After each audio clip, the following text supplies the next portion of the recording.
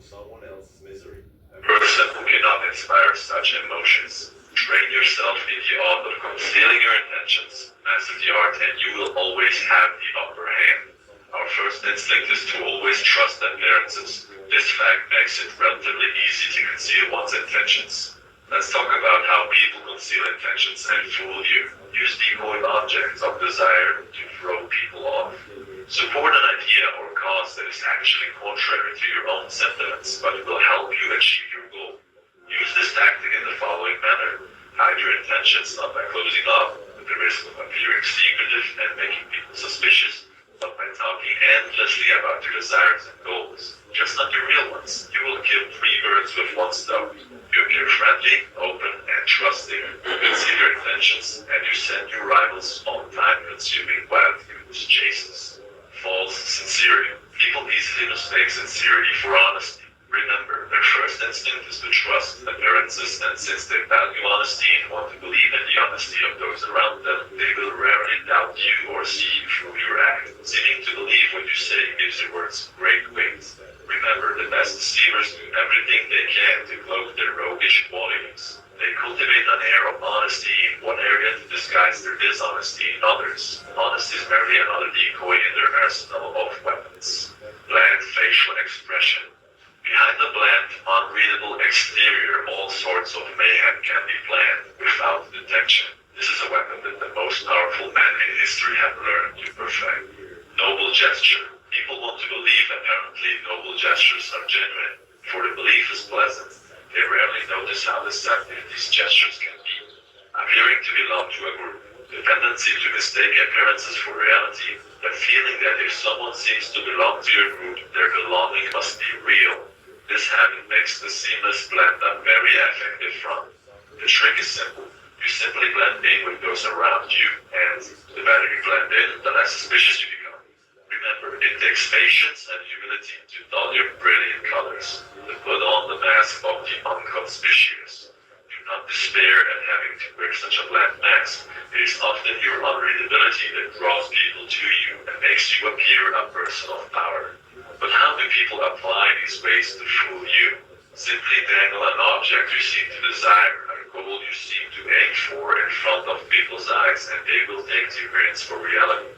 Once their eyes focus on the decoy, they will fail to notice what you're really up to. Politicians use this all the time. Our first historical example would be decoyed objects of desire and making a woman fall in love. The Marquis or Marquise de Sévigné was inexperienced in the art of love. He confided in the infamous courtesan of 17th century France, Ninon de Leclerc, to instruct him on how to seduce the difficult young countess. She made him follow a plan over a number of weeks, where the Marquise would be appearing in public, always surrounded by beautiful women in the very places the countess would be expected to see him. He was supposed to assume an air of nonchalance. This increased the jealousy of the young countess, who was not sure of his interest in him. One day the Marquise, unable to control his passion, broke from Ninon's clan and blurted out to the countess that he loved her. After this admission, the countess no longer found him interesting and avoided him. The whole premise of dating is based on games, wild moves, and being unpredictable. If you display your feelings too soon, it becomes an artless show of passion, a door closed that would never open again.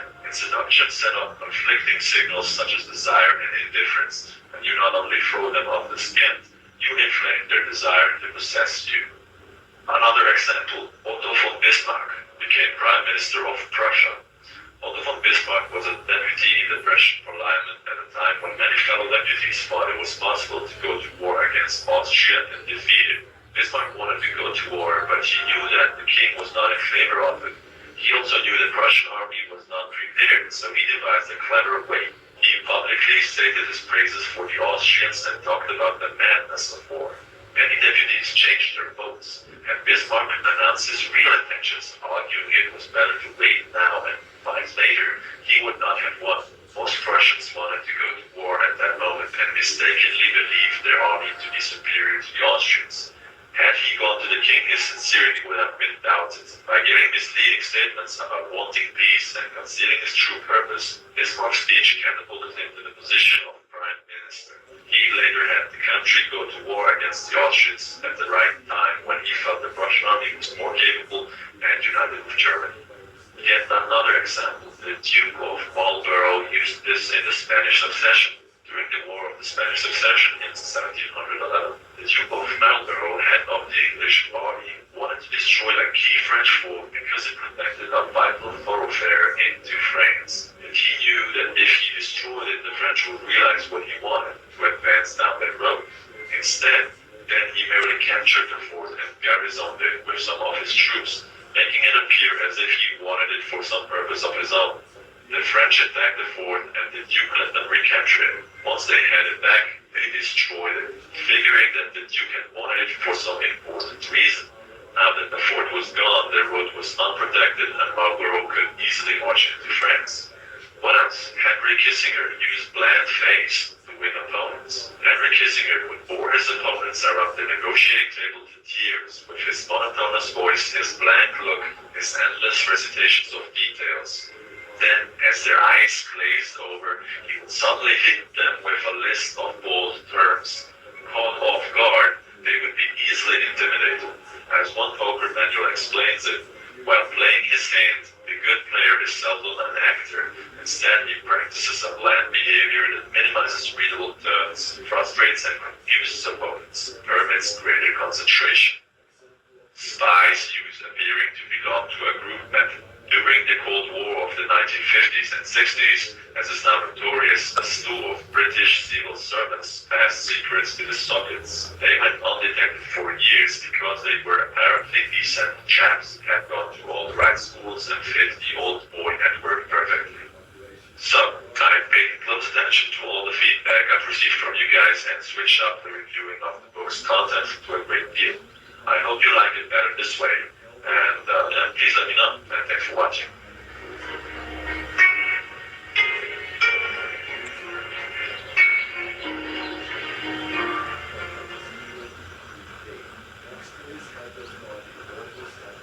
The put on that is, what the fuck is that sentence? Measured and believable, or your rules will seem to put on that. I'm not putting this.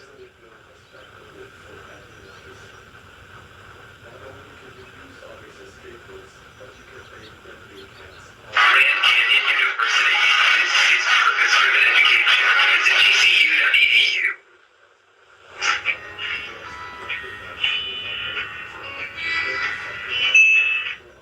Hey Psych2goers, and welcome back to another video. Thank you so much for your love and support, enabling us to send your way another wealth of everyday psychology. Let's explore. Have you ever given someone the silent treatment? Or maybe you've been on the receiving end of someone's silent treatment. It feels uncomfortable, right? Stifling even. George Bernard Shaw once said, "The worst sin to our fellow creatures is not to hate them, but to be indifferent to them. That is the essence of inhumanity." There are many psychological reasons to explain why you may feel that way, but even more than just how harmful giving someone a cold shoulder can be. Many people believe that giving the silent treatment is a dignified response to an argument, but it's not. The silent treatment is a form of ostracism. The perpetrator often deflects, evades, subverts, or rejects your input, thus freezing you out completely. Their withdrawal leaves you feeling confused and hurt until you eventually get used to it. According to the professor of psychology, Kipling William at Purdue University, it's a form of passive abuse. It's employed with the intent to punish someone and thus yields harmful repercussions. Here are 6 reasons why the silent treatment can harm you. Number 1, it dehumanizes the other person. Did you know early civilizations equated ostracization to death because it was interpreted as expulsion from humanity and even expulsion from oneself? We are social beings designed to form and maintain relationships. Social ostracizing, via silent treatment, frustrates these relationships. According to a 1976 study, treating people as less than human also tends to dehumanize the perpetrator. Therefore, being ostracized leads to people feeling less human and seeing the person alienating them as less human as well. Number 2, it emotionally manipulates the other person. If you've been a victim of the silent treatment, have you ever begun to doubt your own understanding of reality? Many psychologists classify the silent treatment as a form of manipulation. It's a way for the perpetrator to maintain control over the conversation or argument. The silent treatment is equivalent to gaslighting in the sense that it makes the person receiving the treatment question what they did wrong. Hence, it's a form of emotional abuse. Number 3, it denotes rejection. Do you hesitate to reach out for their hand? Does it feel like there's a good chance of being turned away, or even made you feel ashamed of the effort? During an argument, it's easy to justify your cold shoulder. It might seem like a good de-escalation tactic, but in reality, it's exacerbating the problem. The silent treatment serves to deny partners basic communicative needs, and therefore the person on the receiving end may feel rejected, especially if there is a physical aspect to the ostracization. Withholding of physical content from a spouse or partner make the partner doubt the stability of your relationship. Number 4, it instills self-esteem issues. Have you begun to constantly criticize yourself? Are you apologizing for every little thing? A cold shoulder is a very active way of demeaning someone and telling them that they're worthless, regardless of the intention. It invalidates their opinions, thoughts, and emotions. This, in turn, can produce anxiety and reduce self-esteem. A study from the University of Sydney shows that repeated ostracization can lead to the development of depression, eating disorders, and even suicide. Number 5, it produces physical pain. Do you often feel physical discomfort? Scientists have shown that when you experience the silent treatment, the anterior cingulate cortex, a region that distinguishes levels of pain, becomes activated. As a result of someone's cold shoulder, you may experience digestive issues, headaches, or aches in your back or joints. And number 6, it destroys relationships. Communication has been called the fuel that keeps the fire of your relationship burning. The silent treatment often denotes an inability to communicate and low emotional intelligence. Emotional intelligence lends a relationship with a sensitivity to figure out when to. As a result, many of those who perpetrate it are not aware of its own harm. Repeated ostracization closes lines of communication and subsequently destroys the relationship. Whether you're the receiver or the perpetrator, trying to find a way to talk is always a good place to start. When feeling too overwhelmed or heated during an argument, just cool down. You can say something like, I don't want to talk right now, but we can discuss this later. And actually, talking to that person later does the trick. Don't let it be lip service. Making sure that you keep the lines of communication open and avoiding using accusatory phrases can help in talking your problems out. We hope we were able to give you insight into some of the ways that the silent treatment can harm you. Do any of these describe your experiences? Or did any of these points describe you? Leave a comment down below about your encounter with it if you'd like. Please feel free to share any thoughts you have as well. If you found this video helpful, be sure to hit the like button and share it with those out there being served the silent treatment. Don't forget to subscribe to Psych2Go and hit the notification bell for more new videos. Thanks for watching, and we'll see you soon. That is your decision, man. This is just a public safety check. We're not here to get anyone in trouble. There's a lot of science that goes into making sure that this helmet protects me. The same is true of the Colgate Total Active Prevention System. It's 15 times more effective in fighting the root cause of oral health problems. Try the Colgate Total Active Prevention System. Prevent problems before they start. I'm a baseball dad. Just because I didn't go pro doesn't mean my kid won't. Hey, buddy, yeah, screw those hips, right? And you gotta swing. And if you don't have the right insurance, you can pay for this yourself. Just get Allstate.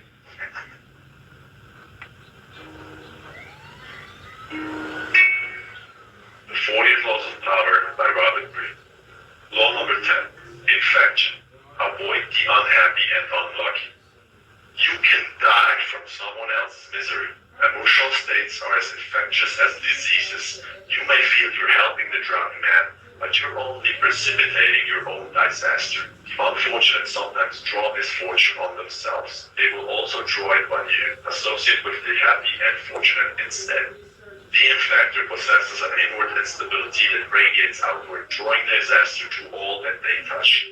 Mary Gilbert, aka Lola Montez of Ireland, was one such person.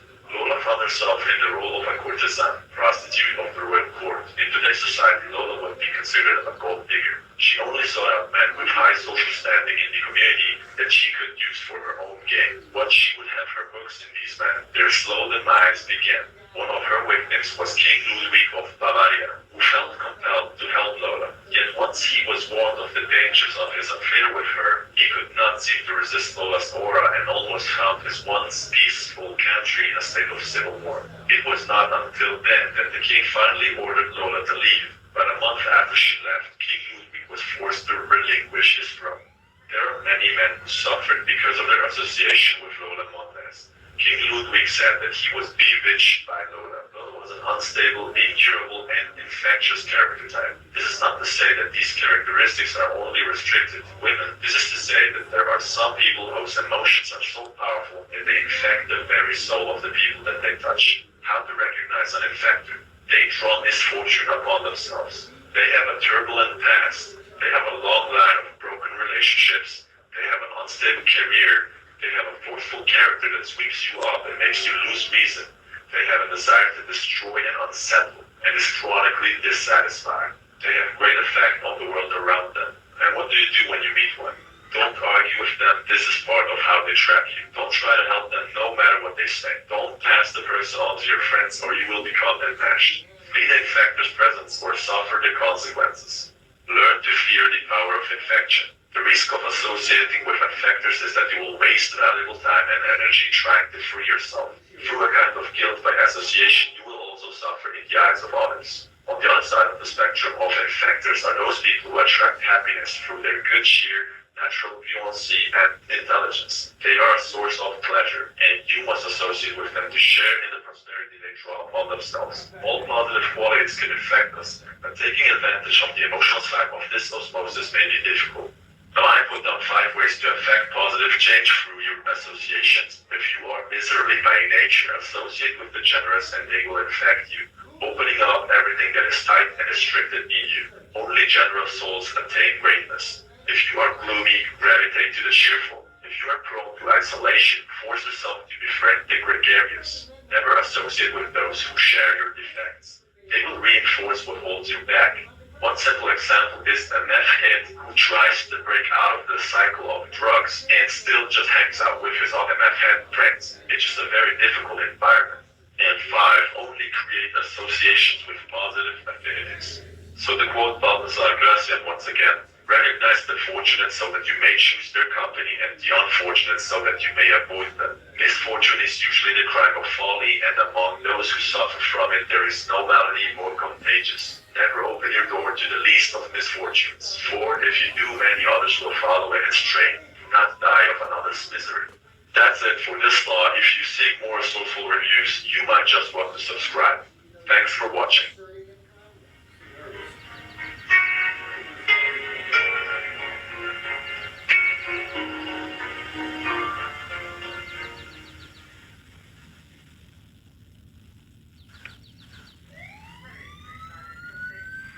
Booking.com has stays for absolutely anyone. For instance, imagine you're a vampire thirsting for a lively hotel. You find the Vegas resort near some great nightlife. Perfect. You may be undead, but you're the life of the party. And if the forecast calls for sun, at least there's free cancellation on most stays. So you can wait for the perfect weather. Gorgeous. If a vampire can find their perfect stay, anyone can. Find exactly what you're booking for. Booking.com, booking.com.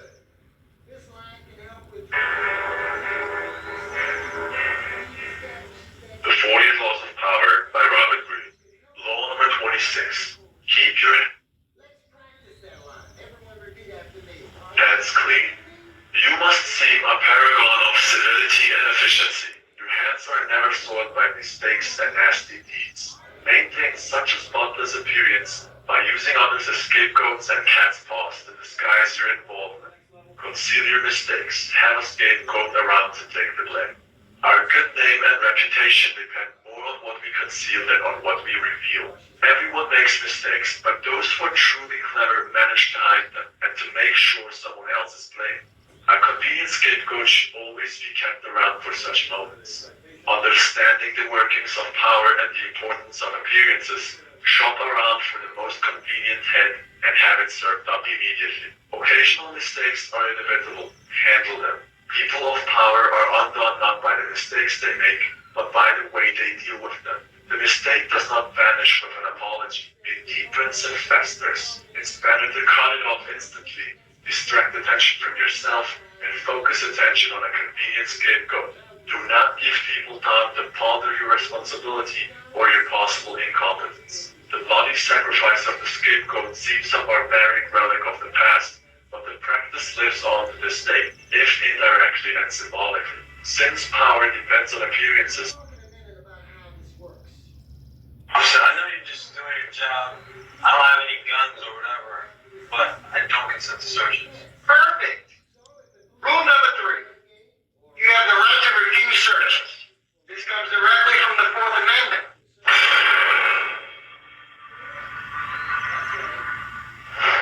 For your Fourth Amendment protection to legally apply, you must be prepared to clearly state your refusal under pressure. Everyone, repeat after me. I don't consent to searches. I don't consent to searches. The officers can't hear yourself. Say it again. I don't consent to searches. One more time. I don't consent to searches. You a law student or something? So if I show that I know the rules, you might think I'm a law student. Maybe I got big legal connections. Perhaps. But don't get carried away by saying stuff like, I know my rights.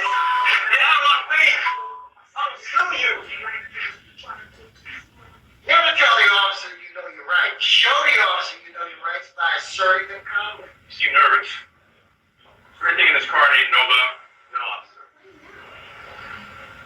They say higher education is outdated, irrelevant. We say don't settle for the status quo.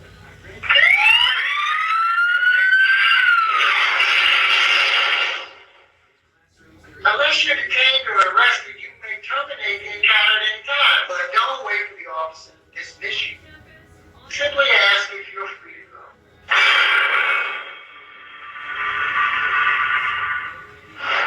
Darren, those dogs are gonna rip apart your car, and they're gonna find what you're hiding.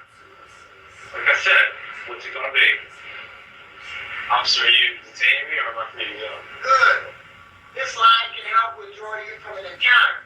Saying you want to leave establishes that the encounter is not voluntary, which can help you later if you end up in court. Let's practice that line. Everyone repeat after me. Are you detaining me or am I free to go? Are you detaining me or am I free to go? One more time. Are you detaining me or am I free to go? Alright? You wanna play like that? You wanna bump it up to the next level? Fine. You stay right here, don't go anywhere. Asserting your rights won't make the police love you, but it might make them extra cautious about violating your rights.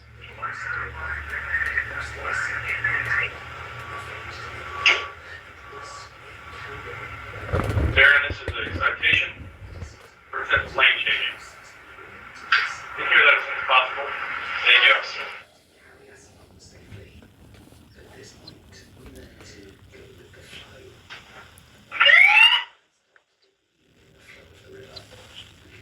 To look ahead and go down course forward. Thus, flow is the force with resistance.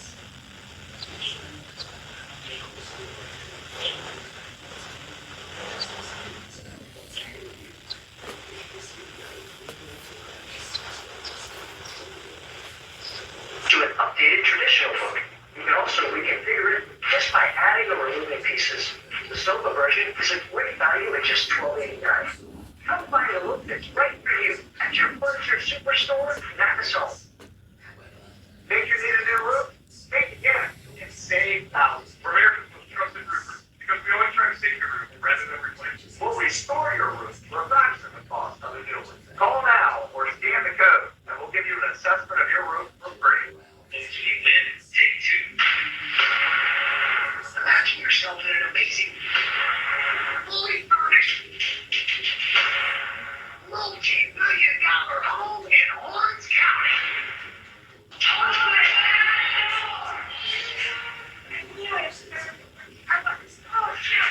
This is going to be awesome. Folks, we win. Here we go again. What's for life? Love, family,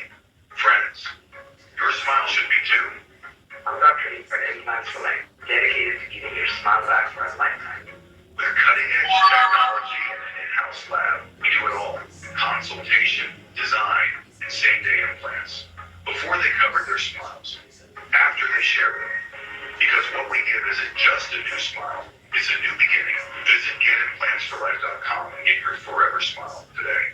is you. Right now at 6, the conflict in the Middle East intensifying. Tonight, the Consul General of Israel to the Pacific Southwest reacts to the ongoing operation and plans moving forward. That NBC4 News exclusive just minutes away. Plus, Kanye West takes the stand. I'm Macy Jenkins in Woodland Hills. I'm Macy Jenkins in Woodland Hills. What's watching this weekend will have to tell you what you need to know. And Kanye West takes the stand. The rapper defends himself in a $1 billion civil trial. What happens on the courtroom today? NBC4 News at 6 starts with breaking news.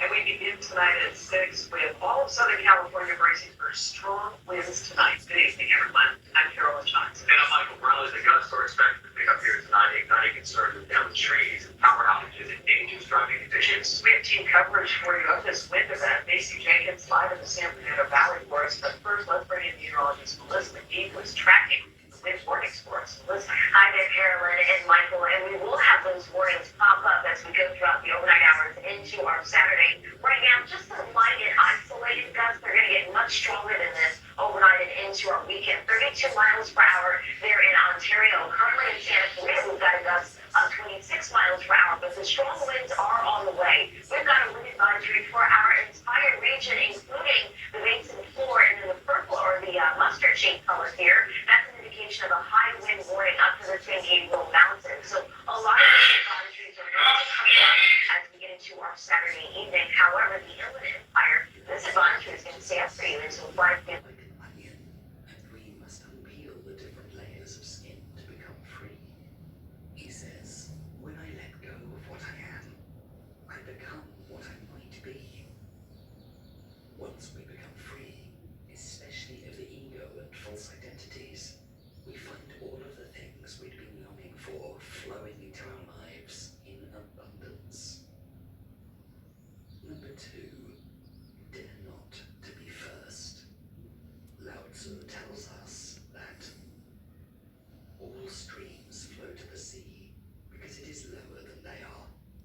Humility gives it its power. Humility is one of the 3 jewels of Taoism, along with compassion and simplicity. In Taoism, humility is translated as the phrase, dare not be first. Taoism teaches us that we are all just a small part of the great oneness. We can imagine ourselves as a collection of rivers that are all tributaries to a single stream of water. Despite the apparent separation between the different rivers, they're all connected to the same source. This source is the Tao. If we apply this analogy to our lives, we'll find that much like the individual rivers contributing to that same body of water, we too are all a part of a greater whole, and we're governed by the universal energy common to all of us. In the hyper-competitive rat race we all call modern life, we very much neglect this wisdom. We all desperately wish to be the first one to do something or to go somewhere, but often that is too great a risk or requires more time and energy than is reasonable, as we are going against the flow of life. Also, competing and challenging others in order to be first can upset or offend them, and people often react badly to being challenged this way, sometimes even violently. Our efforts and struggles towards our goals creates an internal sense of value that often bears little resemblance to how valuable that goal is in reality. As a result, we become too hung up on labels and titles, social status, wealth, etc. So that when we achieve our goals, it naturally boosts our egos to a stage where we end up looking down on people who aren't on par with us. The truth is, no matter how much one competes and thrives, none of us are really self-made. Ask yourself, how much of your life have you earned? First, our lives depend on our parents. They feed us, protect us, and nurture us as infants. Did you earn it? No. Then, in your childhood, you had teachers who helped you learn to read and write, parents who clothed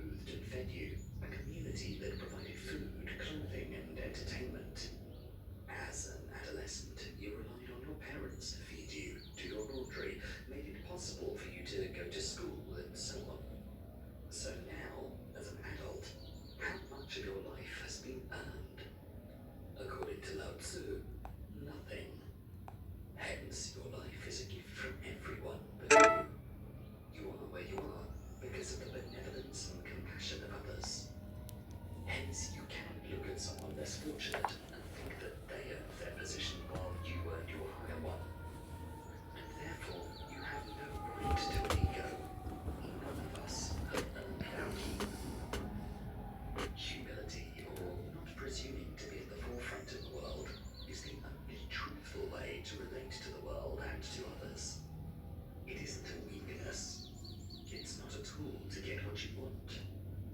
It is reality. There are different ways one can practice being humble.